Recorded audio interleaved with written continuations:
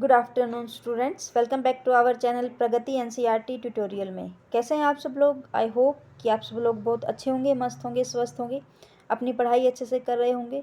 तो आज है ये हमारा ज्योग्राफी 6th क्लास की ज्योग्राफी है हमारी, उसका 4th चैप्टर है मानचित्र, मैप। इसके कुछ MCQs हैं जो मैं आप लोगों के लिए लेके आई हूँ।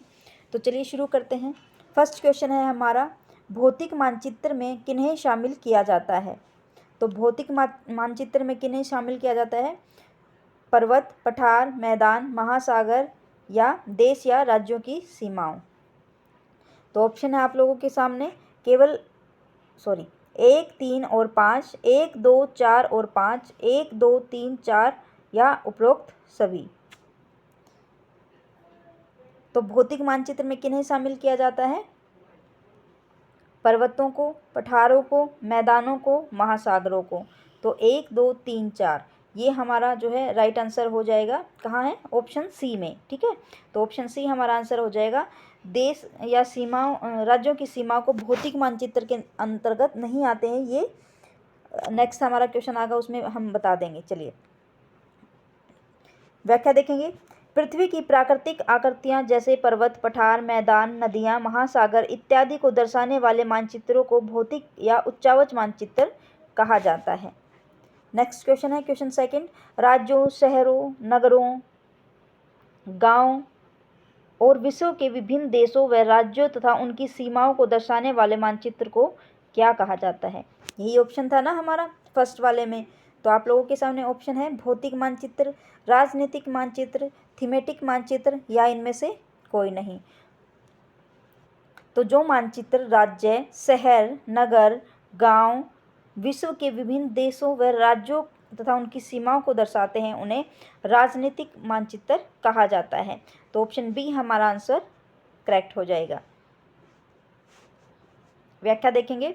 राज्यों, शहरों, नगरों तथा गांवों और विश्व के विभिन्न देशों व तथा उनकी सीमाओं को दर्शाने वाले मानचित्र को राजनीतिक मानचित्र कहा जाता है।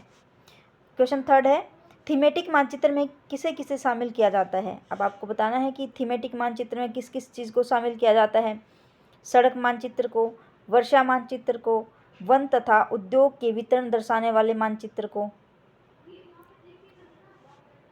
ऑप्शन है आप लोगों के सामने 1 और 2, 2 और 3, 1 और 3 या उपरोक्त सभी।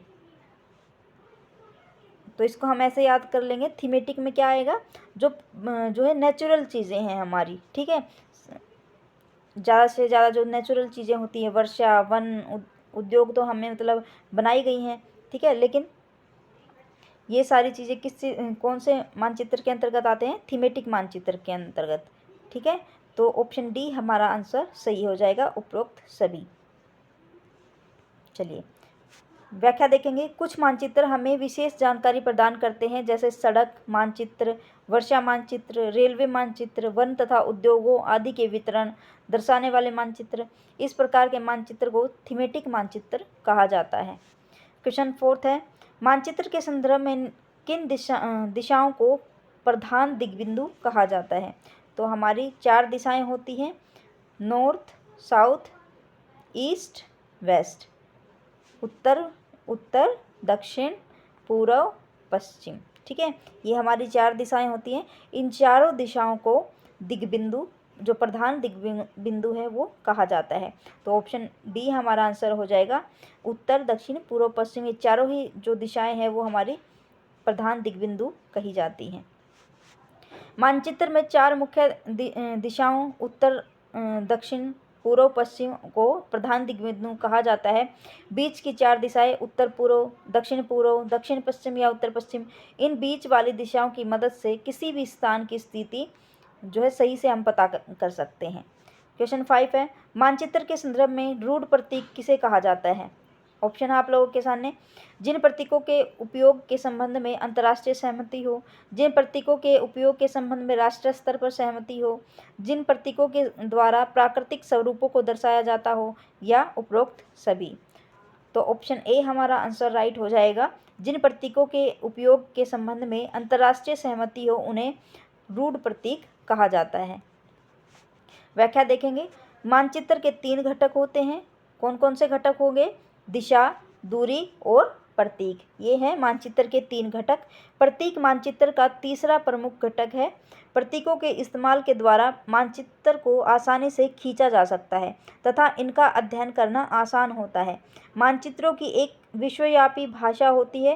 प्रतीकों के उपयोग के संबंध में एक अंतर्राष्ट्रीय सहमति है। इन्हें रूढ़ प्रतीक भी कहा जाता है, जैसे जैसे रेलवे लाइन, पक्की सड़क, गिरजाघर, कच्ची सड़क या इत्यादि। क्वेश्चन 6 है, नीचे दिए गए कथनों में से कौन सा कथन सत्य है, ये आप लोगों को बताना है।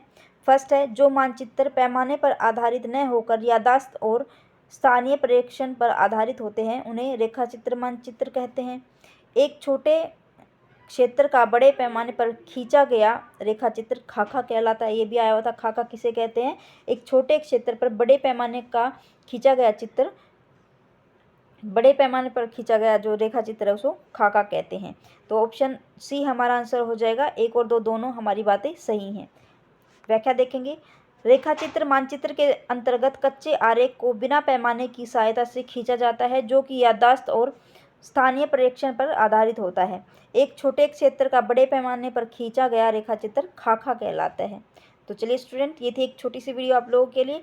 अगर आपको वीडियो अच्छी लगे तो वीडियो को लाइक ज़रूर करिएगा, चैनल को सब्सक्राइब करिए, ज़्यादा से ज़्यादा अपने दोस्तों में शेयर करिए। जो भी जो है कॉम्पिटिटिव एग्ज़ाम की तैयारी कर रहा है, ये छोटे छोटी जो है वीडियोज़ हैं लेकिन बहुत ही इम्पोर्टेंट है। जब आप एग्ज़ाम देने के लिए जाओगे और एग्ज़ाम में बैठोगे तो आप लोगों को ये वीडियो ही याद आएंगी अगर आप इनको अच्छे से ध्यान से देखेंगे तो।